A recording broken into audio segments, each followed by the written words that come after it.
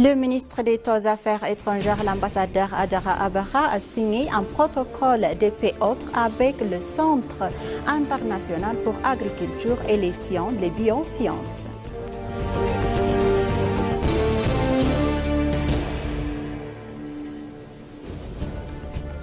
Des visiteurs originaires Zambie et d'Eswatini ont exprimé leur admiration face à la transformation impressionnante de la ville Addis Ababa.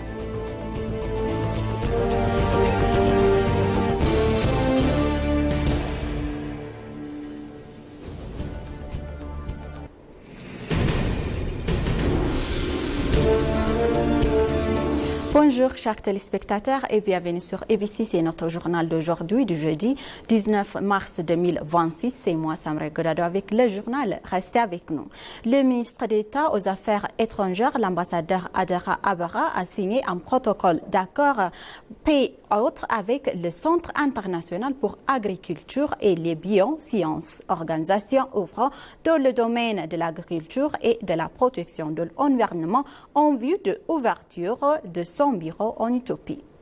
Par ailleurs, un protocole d'accord a été finalisé avec la Fondation Mastercard avec de permettre une collaboration conjointe sur les programmes d'emploi des jeunes et d'innovation et de développement des compétences. L'accord a été signé par Mori Akiri, directeur exécutif de Kirby en Afrique, et aussi Mestef Tadesse, directrice du programme d'Éthiopie de la Fondation Mastercard.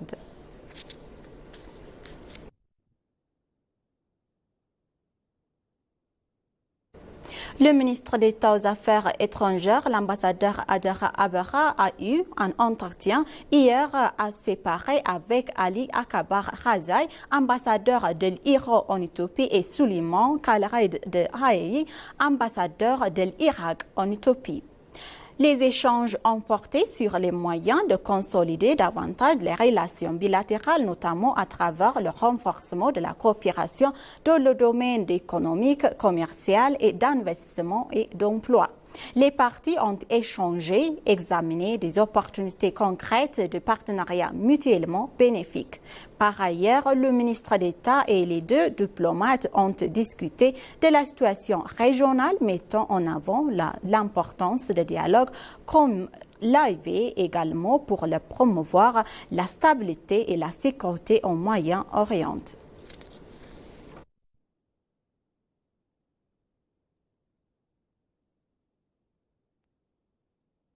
Les partis ont souligné que le sécurité constitue un pilier fondamental pour l'établissement d'un gouvernement légitime, appelant l'ensemble des acteurs concrets et concernés à préserver l'intégralité, également la transparence et l'inclusivité du processus électoral.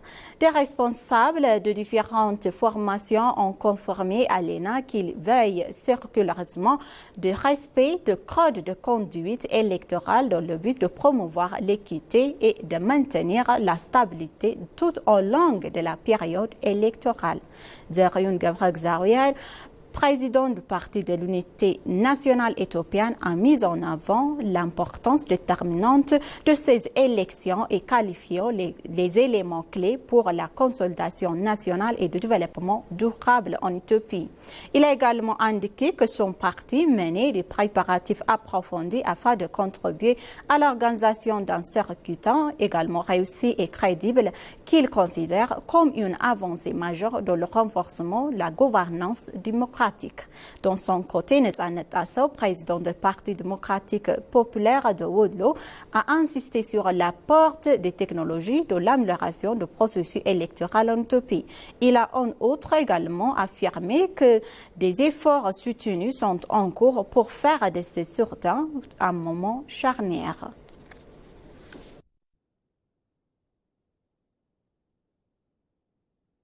L'Éthiopie et l'Italie ont conclu un accord historique et qui consolide leur partenariat stratégique en matière de développement et appuie les réformes macroéconomiques en Éthiopie. Dans une avancée majeure pour les lances économiques de l'Éthiopie, le ministre des Finances Ahmed Shide et son homologue italien ont procédé hier à la signature d'accords bilatéraux et la reconstruction de la dette. Cet accord s'inscrit dans le cadre des travaux du comité des commissaires officiels sur l'égide de 4 communes du G20. À cette occasion, Ahmed Shide a salué le rôle clé joué par l'Italie, mettant en avant son engagement déterminant dans la finalisation des mémorandums d'entente conclus en juillet 2025, ainsi que dans l'aboutissement de cet accord. Il a souligné également que cette coopération constitue le levier essentiel pour le rendement financier du pays. De son côté, Giorgio Retti a qualifié cet accord de pleinement cohérent avec les priorités de réforme macroéconomique de l'Éthiopie. Il a également rappelé qu'il s'inscrit dans le cadre du plan Mati pour l'Afrique, initiative stratégique de l'Italie visant à renforcer les partenariats économiques et de développement avec le continent.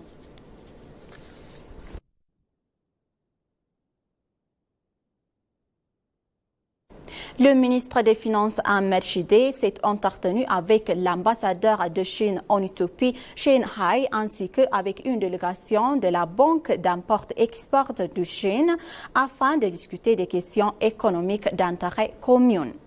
Les échanges ont notamment porté sur la possibilité de finance du projet de l'aéroport international de Bishoftu. Les deux parties ont également examiné leur avancée du processus de reconstruction de la dette éthiopienne dans le cadre de communes du G20. Ahmed Shide a exprimé sa gratitude envers la Chine pour son rôle de consolidant et de comité officiel des commissaires pour son appui constant durant la négociation. À l'approche de la phase finale du processus, il a insisté sur la nécessité de maintenir l'élan actuel et également salué le soutien continu de la Chine, en particulier pour faciliter la conclusion de discussions avec la créancière commerciale de l'Éthiopie.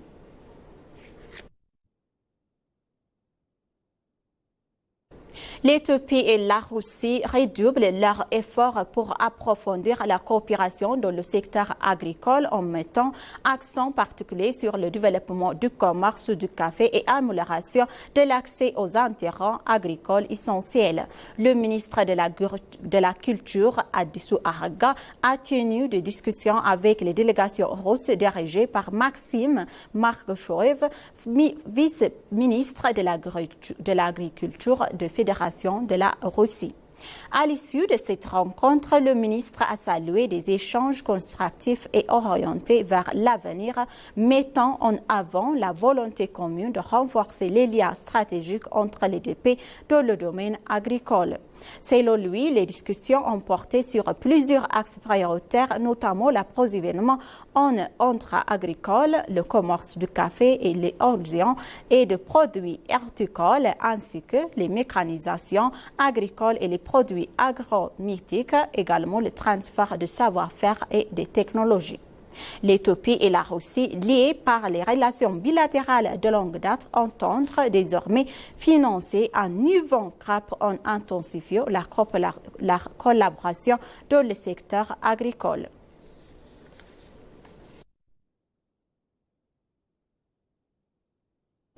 Des visiteurs originaires de Zambie et des citoyens ont exprimé leur admiration à la transformation de la ville Addis Abeba et mettant en avant les avancées notables réalisées dans le développement et des infrastructures au cours des dernières années.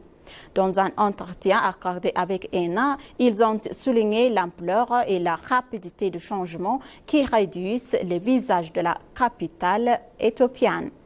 Brian, responsable zambien de la gestion des déchets solides et océans du ministère de collectivités locales et du développement rural, a indiqué que sa première visite à Addis Abeba remontait à 2017 lors d'un atelier. Il a insisté sur l'importance de cadres structurés pour assurer un développement durable, précisant que la transformation de la ville d'Addis Abeba résultat d'une vision gouvernementale globale global plutôt que l'initiative isolée. Une économiste de l'environnement souhaitienne a partagé également une analyse similaire relevant les améliorations significatives depuis sa dernière visite en 2019. Ils ont notamment mis en avant les progrès en matière de gestion des déchets et d'aménagement des espaces verts et d'emplacement urbain qui considèrent comme des avancées majeures en Éthiopie.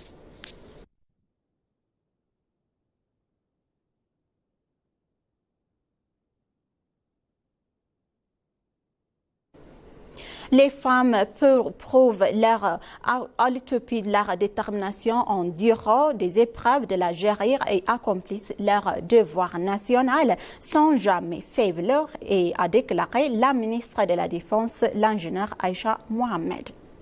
Lors d'une des cérémonies de reconnaissance organisées par le ministère de la Défense sous le thème « Protéger et renforcer la paix » à l'occasion de la Journée internationale des femmes des militaires féminines ayant fait preuve d'un courage exceptionnel en zone de combat et dont devoirs de domaine professionnel ont été honorés.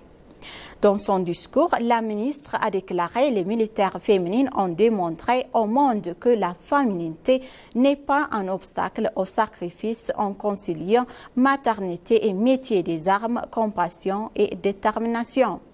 La directrice des affaires sociales et des femmes de la défense générale brigadée et également qualifiant à lui affirmer les femmes solides ont prouvé qu'elles sont les véritables enfants de l'Éthiopie en endurant les conditions difficiles et en sacrifiant leur vie pour l'Éthiopie. La ministre des Femmes et des Affaires sociales, Ergo Getesfaye, a déclaré également que les femmes membres des forces de défense se tiennent aux côtés des hommes pour protéger l'honneur et la souveraineté de l'Éthiopie.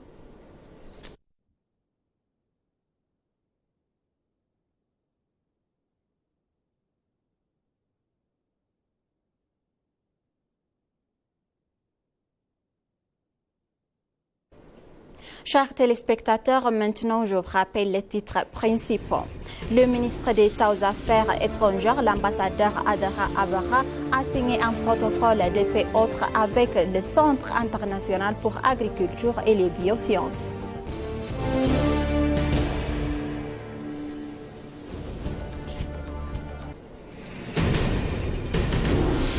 Des visiteurs originaires de Zambie et d'Estonie ont exprimé leur admiration face à la transformation impressionnante de la ville Addis Ababa. Merci, chers téléspectateurs, d'avoir resté avec nous jusqu'à la fin de notre journal d'aujourd'hui. C'était moi, Samroy Godado. Je vous souhaite une bonne journée.